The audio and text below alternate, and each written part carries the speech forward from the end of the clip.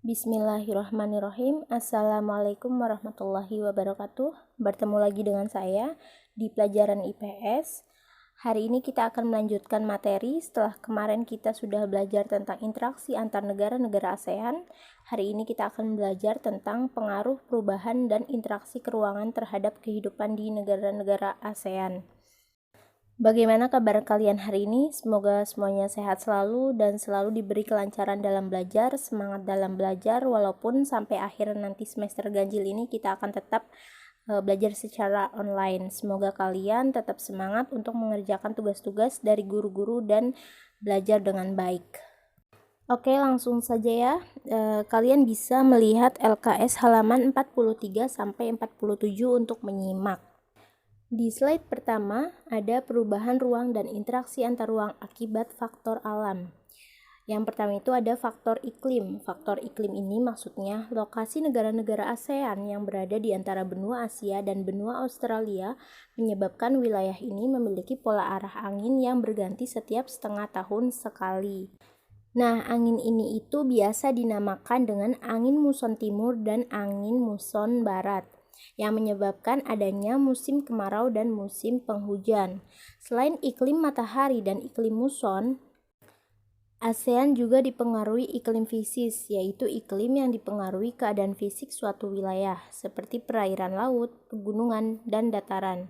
Nah, negara ASEAN terkadang mengalami perubahan iklim yang tidak terprediksi. Akibatnya adanya perubahan penggunaan lahan dan perilaku yang menimbulkan pemanasan global. Yang kedua itu ada faktor geologi. Negara-negara ASEAN berada di daerah tumbukan antar lempeng yang identik dengan kemunculan gunung berapi. Pergerakan antar lempeng yang bertumpukan mengakibatkan terjadinya bencana geologis seperti gempa bumi. Nah, apabila terjadi di laut dan mempengaruhi gelombang laut, gempa bumi dapat menimbulkan tsunami. Selanjutnya ada faktor ketersediaan sumber daya alam. Sumber daya itu dapat dibedakan menjadi dua, yaitu sumber daya yang dapat diperbaharui dan sumber daya yang tidak dapat diperbaharui. Nah, ini ada penyebaran potensi sumber daya alam di laut di Asia Tenggara. Yang pertama itu ada sumber air hujan, yang kedua sumber bahan tambang di dasar laut, yang ketiga sumber bahan baku pembuatan garam, yang keempat prasarana transportasi yang murah, yang kelima sumber bahan makanan seperti ikan, udang, rumput laut, dan yang terakhir ada pantai dan laut, yaitu sumber wisata bahari. Nah, yang kedua itu ada penyebaran potensi sumber daya alam di darat. Yang pertama itu ada di hutan. Kawasan Asia Tenggara lebih dari 50% ditumbuhi hutan. Hutan itu terdiri dari beberapa jenis, yaitu hutan hujan tropis, hutan monsun tropis, hutan belukar, hutan gunung, hutan pantai, dan hutan rawa. Nah, sebagian besar yang tumbuh adalah hutan hujan tropis. Yang kedua itu adalah pertanian. Di Asia Tenggara, kecuali Singapura, Brunei Darussalam, dan Malaysia, lebih dari 50% penduduk bekerja di pertanian, dengan jenis tanaman yang dibedakan menjadi tanaman pangan dan tanaman perdagangan. Yang terakhir adalah penyebaran potensi sumber daya alam di darat, yaitu bahan tambang. Bahan tambang itu dibedakan menjadi jenis logam, non-logam, dan bahan bakar.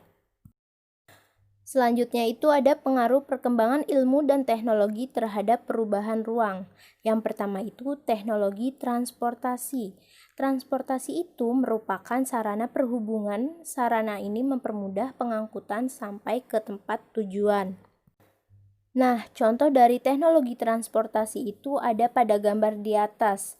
Contohnya itu seperti dahulu itu tenaga manusia dipikul, digendong, dan didorong seperti becak, lalu kemudian berkembang menggunakan tenaga hewan yaitu seperti delman, dan kemudian masa kini kemajuan pesat dengan teknologi yang canggih, kendaraan itu, transportasi itu bisa berubah menjadi mobil, pesawat, motor, dan lain-lain.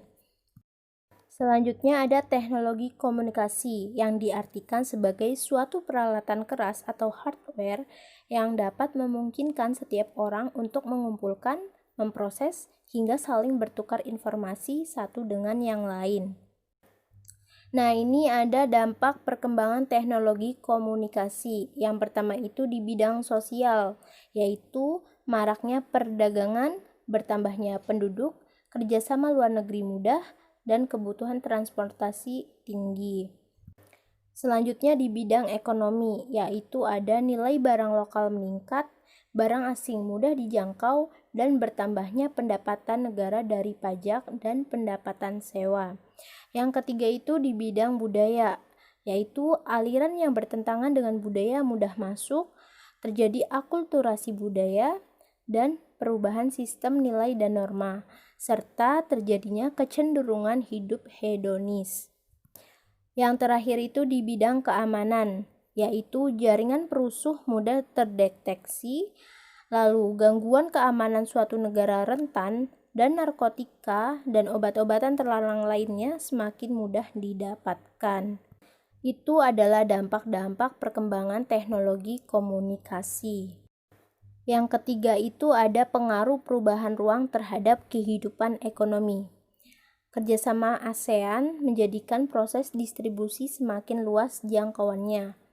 Barang atau jasa yang dihasilkan produsen sampai pada konsumen melalui yang namanya distributor.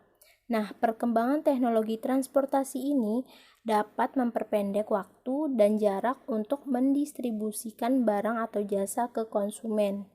Kemudahan distribusi menjadikan keuntungan yang besar bagi para pelaku ekonomi.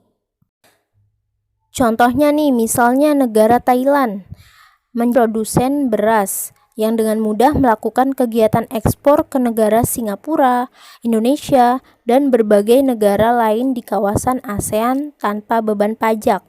Begitupun sebaliknya, pilihan konsumsi pun makin banyak, baik kualitas maupun harganya. Nah, kerjasama negara-negara ASEAN ini mendorong terjadinya perubahan tatanan kerjasama antar negara dalam bidang ekonomi.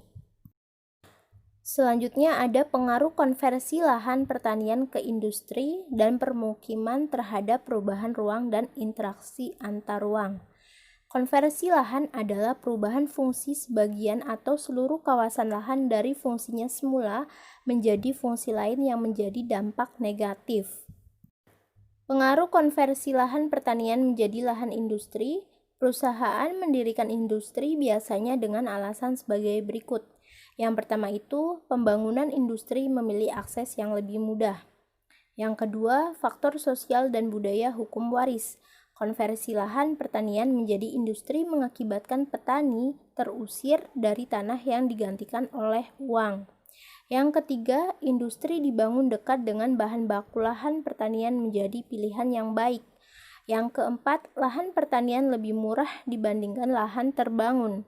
Dan yang terakhir adalah pembangunan industri memilih lahan yang strategis.